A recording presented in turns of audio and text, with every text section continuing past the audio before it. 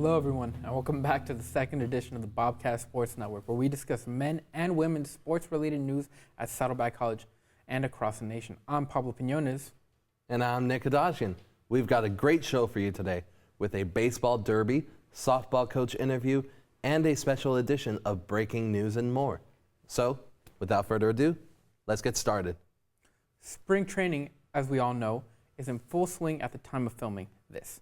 So at least around our little studio, we have a bit of a back and forth on what sport is harder to do professionally. My co-host here says football, so I came up with the brilliant idea of doing our own version of the home run derby to see how hard it is to go yard.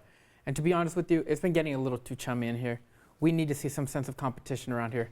We need some, this is a sports show, we need competition. Yeah. So what better way to do it than with this?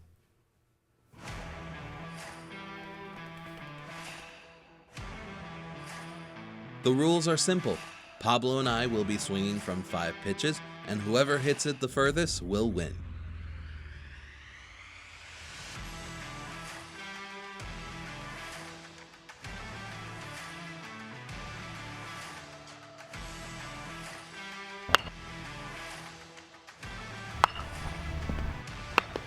If I'm being completely honest right now, I'm way out of my league for this. I'm not even a baseball player. Full-blown pitches, and there was one that Pablo it got so high, bro. After both of us realized that we're not the best pitchers, we decided to go with underhand pitches. So the rules are still the same, we're just doing underhand pitches instead of regular pitches.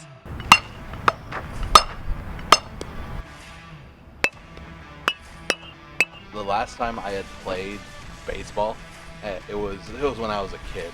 I think Pablo won it.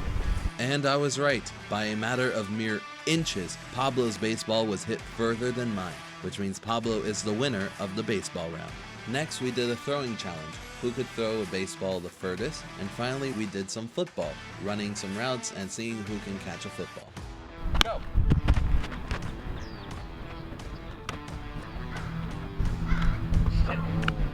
You see this fool? You can't even catch. Let me show you how a real player does it. Go.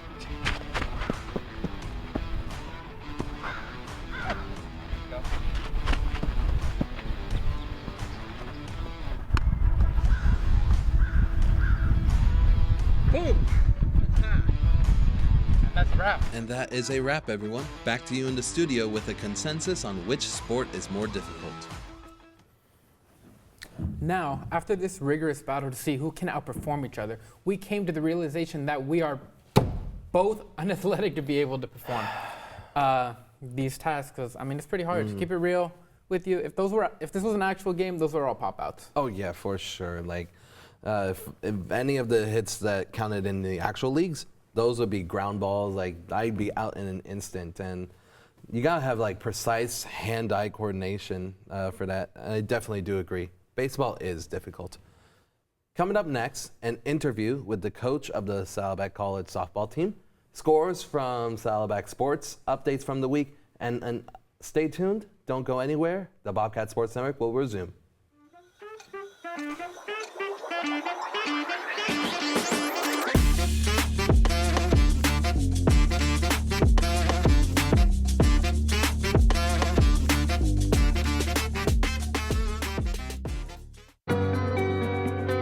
I'm planning on graduating with an Associate's in Science and Electronics. My favorite thing about Saddleback is the technology offered in the classes. If anyone was considering attending, I would highly recommend it. The campus is beautiful. It's in a great location.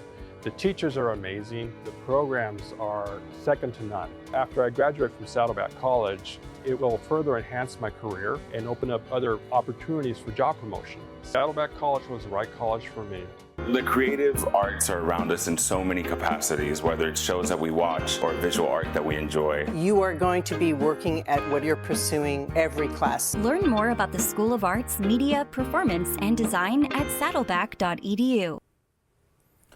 Welcome back. Since our first episode, Coach Summer McCartney and the Saddleback baseball team have gone 7-6 since we last spoke, with a triple header over 3 straight days at Quest College, where they won the first with a score of 10-5, lost the second 6-5, and lost the third 7-6. Now, let's head on over to Nick with scores and updates from the past couple weeks. Thanks, Pablo. Since our last episode, the Saddleback softball team has gone 9-2, with their most recent games being Santa Ana 3 consecutive times. They went 3-0 against them, destroying them in the first matchup 8-0, winning the second 3-1, and blowing them out again 8-1. Now, talk about embarrassing. Back to Pablo. Thanks, Nick. Men and women's basketball participated in the playoffs from February 27th to March 7th. The men's team won in the first round against Chaffey College with a win of 95-83, but lost in the second round to San Diego City 79-70. While it was a close game, we can be proud of our Bobcats. Meanwhile, the women's team made it all the way to the finals, winning the first 2 rounds against LA Mission and Glendale College, but lost in the final game to Mount SAC, aka Mount San Antonio College, 67-51. Back to Nick with our next interview. Earlier this week, we had the privilege of visiting the Saddleback College softball team during their practice hours and got to interview head coach Kristen Fisher and a few of their players to get a better understanding of the team, their practices, drills, and routines as they make a strong push for the playoffs and hope to bring a championship back to Saddleback College. Go ahead and take a look at Kristen Fisher. My name is Kristen Fisher. I'm the head softball coach here at Saddleback, and I am in my second season here with Bobcats. Earlier this week, we had the pleasure of speaking with Coach Fisher about her approach to training athletes, preparing the team for the upcoming playoff push, and maintaining a healthy work-life balance. It's not one set, rule. I like to coach to the different personalities that I have on the team. I don't think there's a cookie-cutter approach. I love that I have a lot of personalities and a lot of different kids coming from different backgrounds, so it allows me to be flexible with my coaching style. But number one is just to reach them, mentor them, teach them to be better people, but also to become better athletes. So typical day of training, we're usually out here from about 2 to 4 p.m. doing softball, and 3 days a week we are also in the weight room training and doing some extra conditioning on those days. Absolutely. So right now we're in the middle of conference. We play a 3-game series during the week, so we're playing Tuesday, Thursday, Fridays. So practices, we keep them short, sweet, and just focus on what we need to work on and adjust for the upcoming games. So they are a little bit shorter during the season than they are in the fall. In the fall, we do spend a lot more time out here just preparing, getting to know our athletes, and starting to move the pieces around to figure out what the best team we have. The best team, best 9 that we can put out there. Actually taking over as the head coach has allowed me to balance my work, family life a lot better. I get to be with my 2 daughters at home more in the mornings, and then I'm over here at Saddleback in the afternoons. So it does allow me to be with my family a lot more. Accountability for sure. They're adults now, and taking accountability in the decisions they're making, how they show up, prioritizing their schedule with work, school, and softball. So these are a lot of life skills that I think that they learn here just at softball alone that they're going to take into the real world. So before here, I was at the high school level as a coach and a teacher. It's allowed me to really emphasize more on my coaching and focus on that as my career fully. I've been playing softball since I was 5, played collegiately as well. This softball is like my second language, so it's been really cool to just be out here and focus solely on that as my career now. Versus trying to do a bunch of other things. It's been wonderful. The team for the last 2 years has grown a ton, and it's been a really great experience for both me, the team, and my family. Afterwards, we were able to speak to Kylie Camarado, Ava Cifuentes, and Millie Marr on their training exercises and what they think on Coach Fisher. Hi, my name is Eva Cifuentes. I'm a catcher and first baseman here at Saddleback. My name is Millie Marr, and I'm the shortstop here at Saddleback. My name is Kylie Camarado, and I'm a pitcher here at Saddleback. For me, the practice routine is throw every day, and then I'll usually just go into the bullpen with a catcher or another pitcher, do my spins, Ks, and just feel loose. Yeah, we do every days, kind of our warm-ups for infielders, and those really help me dial in and get prepared. A typical training for me looks like I get here at around 1:30, and I like to do some of my personal stuff and hit in the cages, and then I like to do all the teamwork and do infield, and then we go into hitting. I love Coach Kristen. She's helped me tremendously along this journey because I came from a previous college, and she's just made me feel so welcome. All the coaches and all the girls have just been so welcoming, and it's been amazing so far. Oh my gosh, I love Coach Kristen. She is like my second mom. She helps me so much off the softball field, on the softball field. She's always there for us. She's the best. Coach Kristen is actually my favorite coach that I've had so far.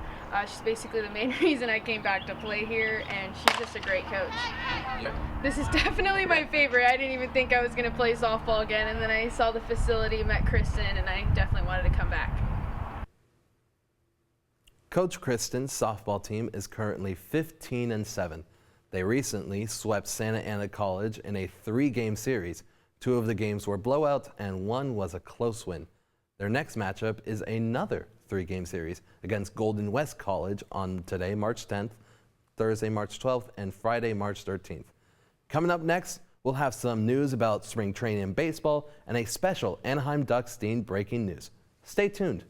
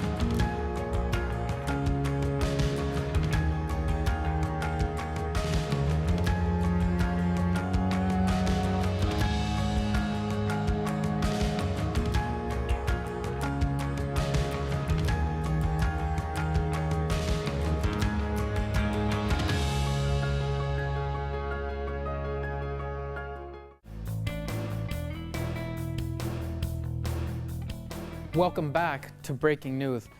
This World Baseball Classic started last week, March 6th, and the USA is on a powerhouse of a run, going 3-0 up until today, their next game being against Italy at 4 p.m. Ooh.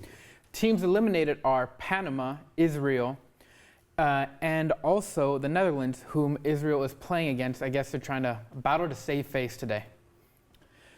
Also eliminated from semifinal contention are Australia, Brazil, Nicaragua, and Colombia. My beloved Mexico has finally lost to Team USA for the first time in 3 World Baseball Classics. Top performers throughout this tournament have been Paul Skeens receiving 7 strikeouts against Team Mexico, Ronald Acuna Jr. with 3 hits, 2 RBIs, and 1 walk, and the Que Lo Que Dominicanos have destroyed Israel 10-1, with the notable player being Fernando Tatis Jr. getting 2 hits, including 1 home run and 6 RBIs throughout the game. Now to Nick with Anaheim Ducks News. Thank you so much, Pablo. 2 weeks ago, Disneyland hosted the Anaheim Ducks Day at Disney's California Adventure for the Anaheim Ducks hockey team, and I was there to see what all the hype was about. And it turned out to be a big event where all the Anaheim Ducks fans showed up to celebrate their team at the happiest place on earth. I ended up meeting with the team mascot, Wild Wing, met the team, and saw a live podcast with the team's DJ and former Ducks players. This was such a great experience. They even converted me to be an Anaheim Ducks fan. I ended up going to a game recently where they ended up winning in a shootout against Montreal. It went to overtime with the final score of 6-5, and I cannot wait. Well, welcome to the Ducks fan. Wow, that's amazing. Well, you heard it here first. Nick is now a Ducks fan. Unfortunately, though, that is all the time we have. Thank you guys for joining us. Hope you all have a wonderful spring break. Stay healthy, stay safe. Signing off.